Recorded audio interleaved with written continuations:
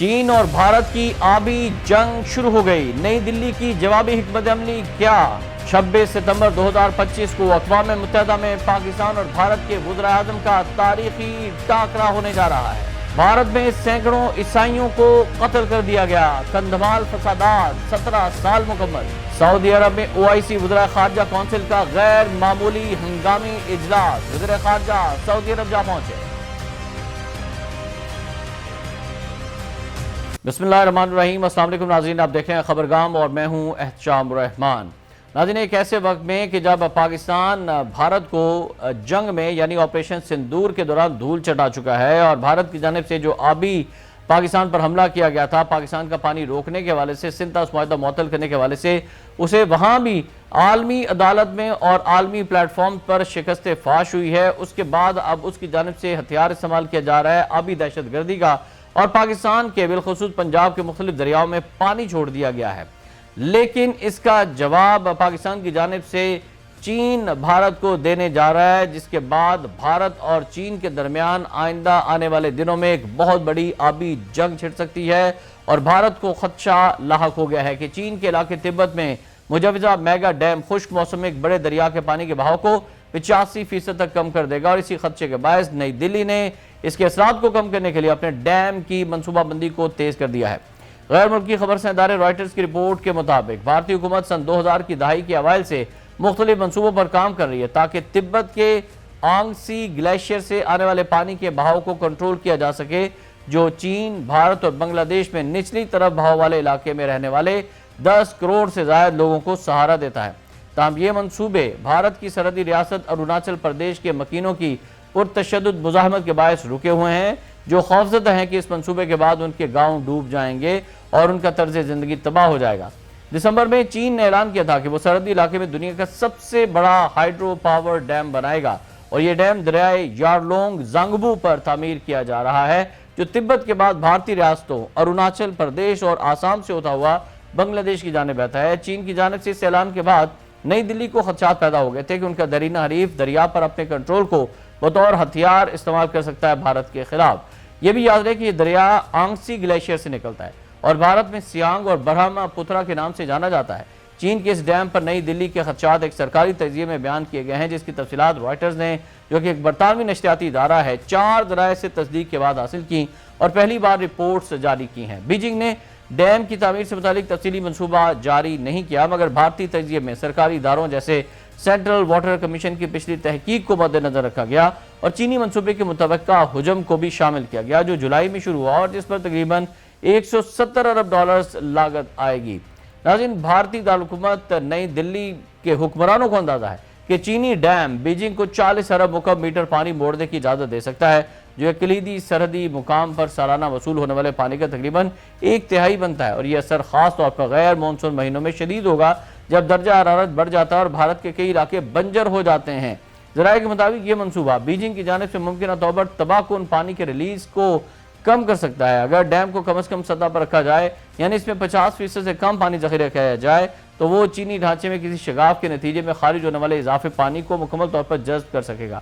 دوسری جانب 2 ذرائع نے اس بات کی تصدیق کی ہے کہ بھارت اس تجویز پر بھی غور کر رہا ہے کہ اپنے ڈیم کو ہمیشہ 30% خالی رکھا جائے تاکہ کسی بھی غیر متوقع بہاؤ کو سنبھالا جا سکے۔ ادھر چین کی وزارت خارجہ کے ترجمان نے رائٹرز کے سوالات کے جواب میں کہا کہ ہائیڈرو پاور منصوبوں نے سخت تحقیق سے گزر کر یہ ثابت کیا کہ ان سے نیچے والے ممالک کے پانی، ماحول یا ارضیات پر کوئی منفی اثر نہیں ہوگا۔ ترجمان نے مزید کہا کہ چین ہمیشہ سرحد پار دریاؤں کی ترقی اور استعمال کے بارے میں ذمہ دارانہ رویہ رکھتا ہے اور بھارت اور بنگلہ دیش جیسے نیچے کے ممالک کے ساتھ طویل مدتی بات چیت اور تعاون جاری رکھا ہے۔ نریندر مودی کا دفتر اور بھارت کی وزارتیں پانی اور خارجہ امور نے رائٹرز کے سوالات کا جواب ہی نہیں دیا۔ سرکاری ہائیڈرو پاور کمپنی NHPC نے بھی تبصرے کی درخواست کا کوئی جواب نہیں دیا، جس سے اندازہ لگایا جا سکتا ہے کہ کس قدر خوفزدہ ہے بھارت۔ ادھر ناظرین، بھارتی وزارت خارجہ نے کہا ہے کہ اعلیٰ سفارتکار S جے شنکر نے 18 اگست کو اپنے چینی ہم منصب سے ملاقات میں ڈیم پر خدشات کا اظہار کیا۔ جے شنکر کے نائب نے بھی اگست میں قانون سازوں کو بتایا کہ بھارتی حکومت شہریوں کی زندگی اور روزگار محفوظ بنانے کے لیے اقدامات کر رہی ہے، جن میں ڈیم کی تعمیر بھی شامل ہے، اور یہ بھی واضح ہے کہ خود بھارت پر بھی الزام ہے کہ وہ پانی کو بطور ہتھیار استعمال کرتا ہے، اور بھارت نے رواں سال پانی کے حوالے سے 1960 کے سنتاس معاہدے کو خود ہی معطل کر دیا تھا۔ تاہم ایک بین الاقوامی ٹرائبونل نے فیصلہ دیا ہے کہ بھارت کو معاہدے کی پاسداری کرنی چاہیے، لیکن نئی دلی کا کہنا ہے کہ اس پینل کو دائرہ اختیار ہی حاصل نہیں ہے۔ یعنی اب اگر وہ پاکستان کے خلاف آبی جارحیت کر رہا ہے تو کل کو چین اس کے خلاف یہی ہتھیار استعمال کرے گا اور اس کی سانسیں روک دی جائیں گی۔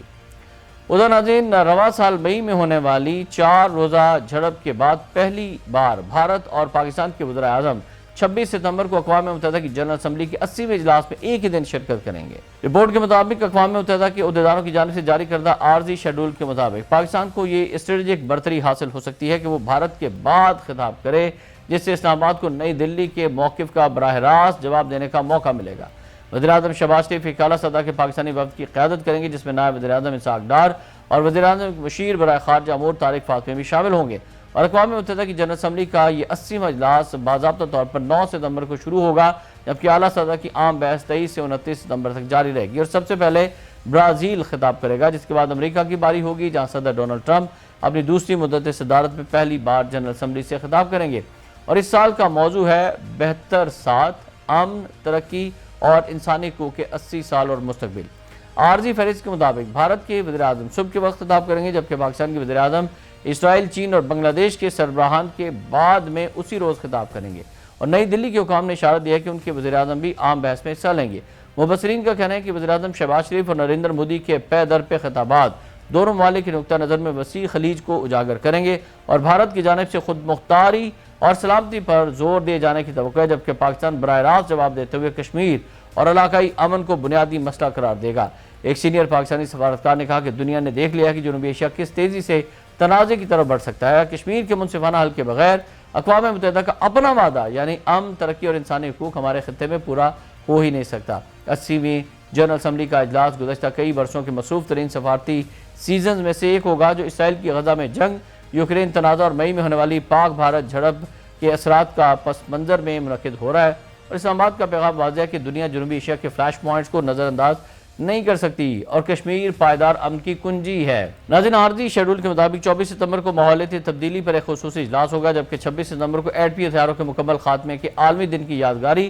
اور فروغ کے لیے ایک اعلیٰ سطح کا اجلاس منعقد کیا جائے گا۔ تو یہ تو صورتحال ہے پاکستان اور بھارت کے وزرائے اعظم کے جو ٹکراؤ کے حوالے سے ہم نے بات کی ہے اقوام متحدہ کی جنرل اسمبلی کے اجلاس میں اس کی، اور آگے بڑھتے ہوئے آپ کو خبر دیتے ہیں کہ بھارت میں کندمال فسادات ہوئے تھے، جب سینکڑوں عیسائیوں کو، ان کی خواتین کو نہ صرف قتل کیا گیا تھا بلکہ ان کی عصمت دری بھی کی گئی تھی، اور اس کو آج 17 سال مکمل ہو گئے کندمال فسادات کو، اور بی جے پی کی حکومت میں ہی یہ واقعات ہوئے تھے۔ سینکڑوں عیسائیوں کو موت کے گھاٹ اتار دیا گیا تھا۔ 25 اگست 2008 کو ہندو انتہا پسندوں نے بی جے پی کے زیر حکومت ریاست اڑیسہ کے ضلع کندمال میں سینکڑوں عیسائیوں کو قتل کر دیا تھا۔ 4 دن تک جاری رہنے والے ان فسادات میں 600 عیسائی گاؤں اور 400 سے زائد چرچ نظر آتش کر دیے گئے تھے۔ فسادات کے نتیجے میں تقریباً 75,000 افراد جو کہ عیسائی تھے بے گھر ہو گئے تھے، اور فسادات میں 100 سے زائد عیسائی خواتین کی اجتماعی زیادتی کی گئی تھی، اور درجنوں خاندانوں کو زندہ جلا دیا گیا تھا ہندو بلوائیوں کی جانب سے۔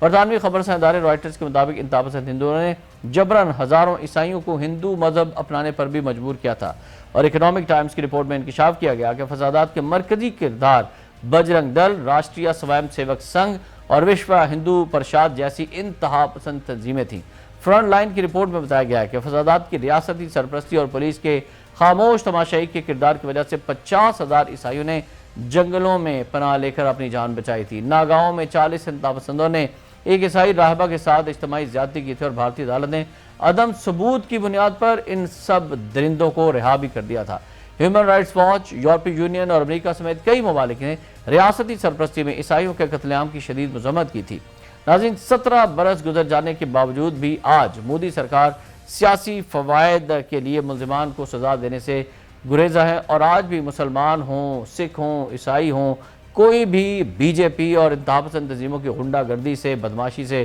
محفوظ نہیں ہے، اور کشمیری مسلمانوں پر جس طرح سے ظلم و ستم کیا جا رہا ہے وہ پوری دنیا کے سامنے ہے۔ اور آخر میں بات کی جائے گی کہ نائب وزیر اعظم وزیر خارجہ سینیٹر محمد اسحاق ڈار مملکت سعودی عرب پہنچے ہیں، جہاں اسلامی تعاون تنظیم OIC کی وزیر خارجہ کونسل CFM کے 21ویں غیر معمولی اجلاس میں شرکت کریں گے، جو آج جدہ میں OIC سیکریٹریٹ میں منعقد ہو رہا ہے۔ جب یہ ولاگ دیکھ رہے ہوں گے آپ تو شاید یہ شروع بھی ہو چکا ہو، اور اس میں کچھ اہم باتیں بھی کی جا چکی ہوں۔ دفتر خارجہ کے مطابق نائب وزیر اعظم اور وزیر خارجہ کا استقبال King Abdulaziz International Airport Jeddah پر پاکستان کے مستقل نمائندہ برائے OIC سفیر فواد شیر اور سعودی عرب میں پاکستان کے سفیر احمد فاروق اور جدہ میں پاکستان کے قونصل جنرل خالد مجید نے کیا ہے۔ یہ غیر معمولی اجلاس OIC رکن ممالک کے وزراء خارجہ اور سینئر حکام کو یکجا کرے گا تاکہ فلسطین کی صورتحال پر مربوط رد عمل پر غور کیا جا سکے جو کہ جاری اسرائیلی فوجی جارحیت، غزہ پر مکمل فوجی کنٹرول کے مجوزہ منصوبوں اور فلسطینی عوام کے حقوق کی مسلسل سنگین پامالیوں کے نتیجے میں پیدا ہوئی ہے۔